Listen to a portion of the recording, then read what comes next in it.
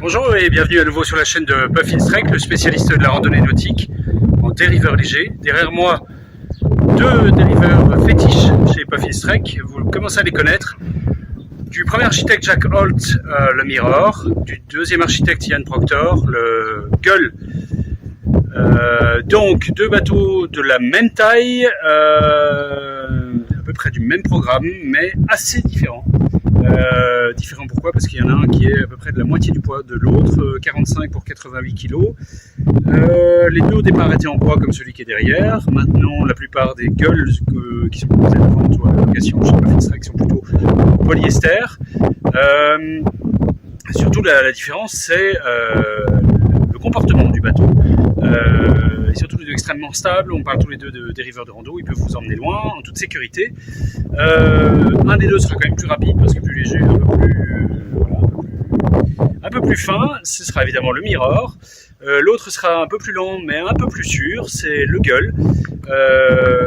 Surtout l'autre différence, c'est qu'il y a plus de place pour s'asseoir et pour emporter du monde dans le Gull que dans le Mirror. Le Mirror, c'est vraiment deux adultes ou un adulte des enfants, alors que dans le Gull, théoriquement, on pourrait aller jusqu'à 4 adultes. Bon, dans la théorie, dans la pratique, c'est un peu autre chose. Mais voilà, on a quand même une capacité en charge absolument énorme dans le Gull. On voit bien, on est un peu plus haut sur le haut, on est un peu plus enveloppé. On n'a pas tout à fait de coffre, on a des petits rangements sur le Mirror. Pas tout à fait de coffre, alors qu'on a vraiment un coffre étanche sur le Gull. Autre particularité, le Gull, il a systématiquement un foc sur enrouleur, pardon, sauf les plus anciens, alors que c'est jamais le cas du Mirror. Les prises de riz sont impossibles sur le Mirror à moins d'avoir un gréement bermudien, et encore j'en ai jamais vu. Alors que là, c'est pas le cas, mais normalement c'est un bateau qui est conçu pour prendre des riz, donc non seulement on peut rouler la voile d'avant, mais également prendre un riz. Dans les deux cas, évidemment, il y a aviron moteur, voilà aviron moteur. Et donc voilà, si on fait un petit tour, on voit bien le Gull pour commencer, extrêmement protecteur, on voit bien une coque assez haute, enveloppante, des bancs plus larges et plus profonds, donc une assise plus confortable, plus protégée, meilleure possibilité aussi de faire de l'aviron, un grand coffre, mais un bateau un peu plus lourd, donc voilà, toujours extrêmement simple à manipuler tout seul sur une cale de mise à l'eau.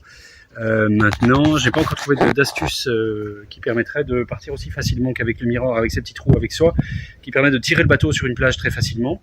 Mais ça ne vous empêche pas, dans les deux cas, de dormir sur le bateau, sur l'eau ou en dehors de l'eau, et d'échouer également sur des dériveurs intégraux. Oui, alors autre grosse différence. Ici, on voit bien, il y a un peu de dérive avec une dérive pivotante, alors qu'on a une dérive sabre sur le Mirror. Donc c'est plus simple à fabriquer, plus fiable dans le temps, un peu plus complexe sur le puits de dérive avec une dérive pivotante. Mais l'énorme avantage d'une dérive pivotante, c'est qu'en cas de choc, elle va remonter toute seule. Et d'ailleurs, la particularité des dériveurs anglais, c'est que, contrairement aux dériveurs français avec des dérives pivotantes, ils n'ont jamais de fixation, ce qui peut paraître parfois un peu déroutant. Il n'y a pas de bout qui retient la dérive pivotante, donc au moindre choc, elle se relève, vous ne cassez rien du tout. C'est assez intelligent. Voilà les principales différences sur les deux bateaux. Moi, j'ai utilisé les deux, donc voilà, je peux que conseiller les deux, avec leurs avantages et leurs inconvénients. Pour résumer, donc pas de prise de riz, pas d'enrouleur sur le Mirror, mais un poids plus léger, et à contrario, un poids un peu plus lourd, mais un vrai coffre, une vraie capacité d'emporter toute sa famille avec soi. Voilà. On a même des photos qui disent le contraire, il y a eu un chien dans un Mirror, mais voilà, le Gull, c'est vraiment pour ça encore un peu plus familial, et plus de sensations sur le Mirror que sur le Gull. Voilà, à bientôt, au revoir.